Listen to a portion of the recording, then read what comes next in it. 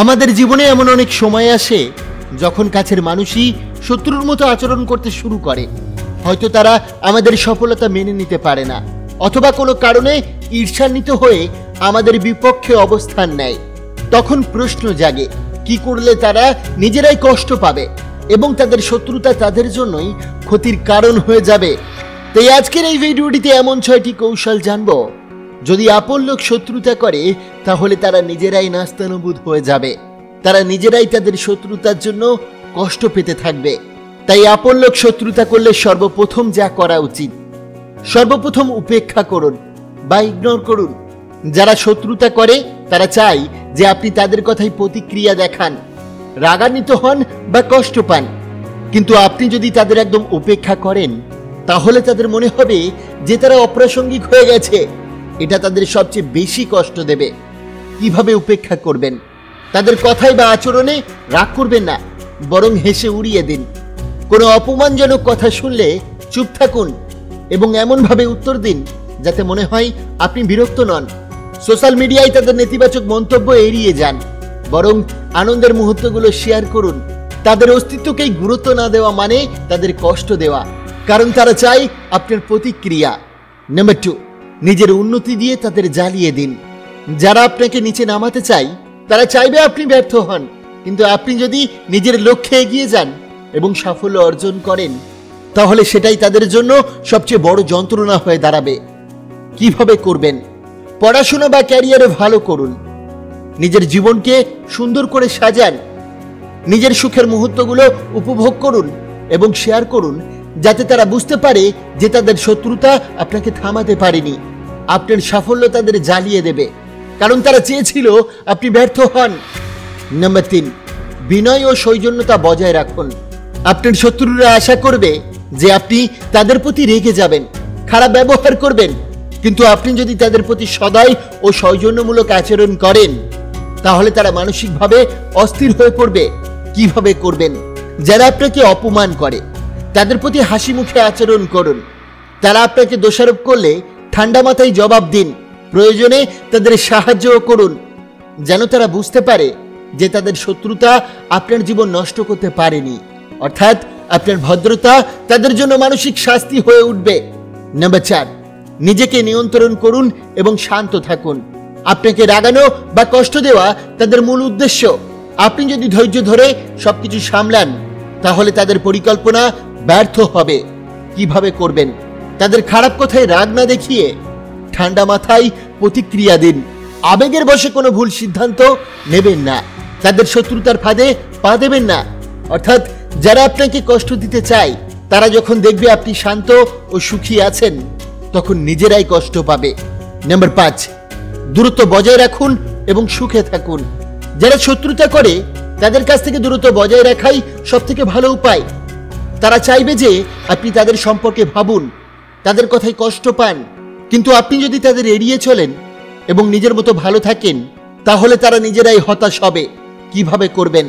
অপ্রয়োজনীয় মানুষের সঙ্গে যোগাযোগ কমিয়ে দিন, ইতিবাচক মানুষের সঙ্গে সময় কাটান, নিজের সুখের মুহূর্তগুলো উপভোগ করুন। অর্থাৎ যারা চায় আপনি দুঃখ পান তারা যখন দেখবে আপনি আনন্দে আছেন তখন নিজেরাই কষ্ট পাবে। 6 নম্বর কৌশলে যাওয়ার আগে একটা ছোট্ট স্টোরি শেয়ার করি। অরিজিতের বুদ্ধি। এক গ্রামে অরিজিৎ নামে এক সৎ ও পরিশ্রমী যুবক বাস করত। ছোটবেলায় তার মা মারা যায় আর তার বাবা অনেক কষ্ট করে তাকে বড় করেন। বড় হয়ে সে কঠোর পরিশ্রম করে নিজের ব্যবসা গড়ে তোলে এবং ধীরে ধীরে সফল হয়ে ওঠে। কিন্তু তার আপন কাকা দুর্জন ও মামা আনন্দ তার উন্নতি সহ্য করতে পারছিল না।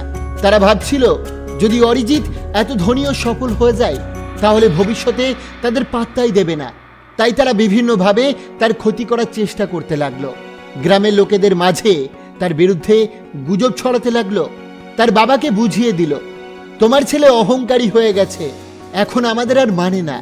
তার ব্যবসায় নানা বাধা সৃষ্টি করতে লাগলো যাতে সে ব্যর্থ হয়। একদিন কাকা দুর্জন তার বাবাকে গিয়ে বলল, দাদা, তোমার ছেলে এখন আমাদের মানুষই ভাবে না, সে শুধু নিজের উন্নতি নিয়ে ব্যস্ত, আমাদের একটুও সম্মান দেয় না। মামা আনন্দও যোগ দিল, সে তো নাকি ব্যবসায়ী প্রতারণাও করছে, তুমি ওকে শাসন করো, না হলে তোমার নাম ডুবিয়ে দেবে। এভাবে তারা ধীরে ধীরে বাবার মনে সন্দেহ ঢুকিয়ে দিল। একদিন অরিজিতের বাবার সঙ্গে তার তর্ক হয়। বাবা রেগে গিয়ে বলে বসেন, তুই যদি এত ভালো হতিস তাহলে কেন সবাই তোকে নিয়ে অভিযোগ করছে? অরিজিৎ হতবাক।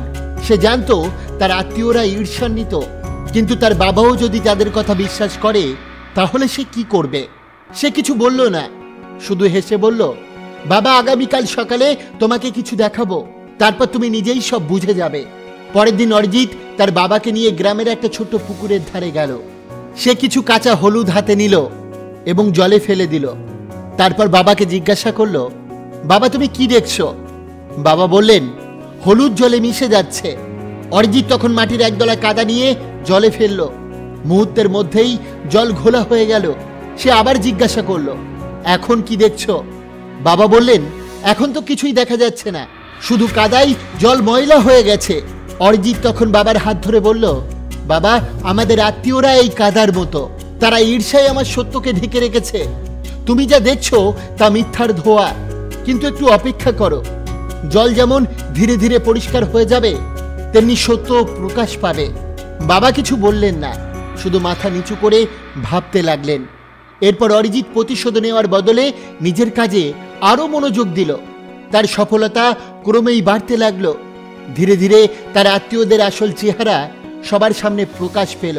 কাকা দুর্জন ও মামা আনন্দ যখন দেখল যে তারা যতই চেষ্টা করুক অরিজিৎ ততই শক্তিশালী হচ্ছে, তখন নিজেরাই অপমানিত হলো। গ্রামের মানুষ বুঝতে পারল আসল সত্য কি। বাবা নিজের ভুল বুঝতে পারল এবং ছেলেকে গর্বের সঙ্গে গ্রহণ করলেন। অন্যদিকে অরিজিৎ তার বাবার ভালোবাসা ফিরে পেল এবং প্রমাণ করল, যারা শত্রুতা করে তাদের আসল জবাব সময় আর সফলতা দেয়। এখান থেকে পাওয়া নৈতিক শিক্ষা হলো, শত্রুতার জবাব প্রতিশোধ দিয়ে নয়, ধৈর্য ও সফলতা দিয়ে দিতে হয়। সত্য কখনো চিরদিন লুকিয়ে থাকে না, একদিন প্রকাশ পাবেই। শত্রুরা আপনাকে কষ্ট দিতে চাইবে, কিন্তু আপনি যদি ধৈর্য ধরেন তারা নিজেরাই ধ্বংস হবে। নিজের উপর বিশ্বাস রাখুন, সত্যকে শক্তি হিসাবে নিন, তাহলে জয় আপনার। নম্বর 6, তাদের ভুল প্রমাণ করুন কিন্তু লড়াই করবেন না। অনেক সময় আপনার শত্রুরা আপনার সম্পর্কে মিথ্যা কথা ছড়াবে বা আপনাকে ছোট করতে চাইবে। আপনি সরাসরি তাদের সঙ্গে ঝগড়া না করে আপনার কাজের মাধ্যমে তাদের ভুল প্রমাণিত করুন। কিভাবে করবেন? কথা না বলে কাজে করে দেখান যে আপনি তাদের থেকে ভালো অবস্থানে আছেন। সময়ের সঙ্গে নিজেকে আরো উন্নত করুন, যুক্তি দিয়ে নয়, বরং বাস্তব সাফল্যের মাধ্যমে প্রমাণ করুন যে তারা ভুল। যারা আপনাকে ছোট করতে চায় তারা যখন দেখবে আপনি আরো বড় হয়ে উঠেছেন তখন তাদের কষ্ট হবে। শেষ কথা হলো, আপন লোক যখন শত্রুতা করে তখন তাদের প্রতিশোধ নেওয়ার চেয়ে তাদের নিজের ভুল বুঝতে দেওয়া এবং নিজের উন্নতি করা সবচেয়ে কার্যকর উপায়। আপনি যত ভালো থাকবেন ততই তারা জ্বলবে। তাই বন্ধুরা, আচার্য চাণক্য বলেছেন, শত্রুকে ক্ষমা করো, কিন্তু কখনোই তার ক্ষতি করার ক্ষমতাকে ভুলে যেও না। অতএব আপন লোক শত্রুতা করলে আবেগ দিয়ে নয়, বুদ্ধি দিয়ে পরিস্থিতি মোকাবেলা করাই শ্রেষ্ঠ উপায়। আশা করি আজকের এই ভিডিওটি আপনার অনেক ভালো লেগেছে। অবশ্যই ভিডিওটিকে একটি লাইক করবেন, কমেন্ট করবেন, প্রিয়জনের কাছে শেয়ার করতে ভুলবেন না।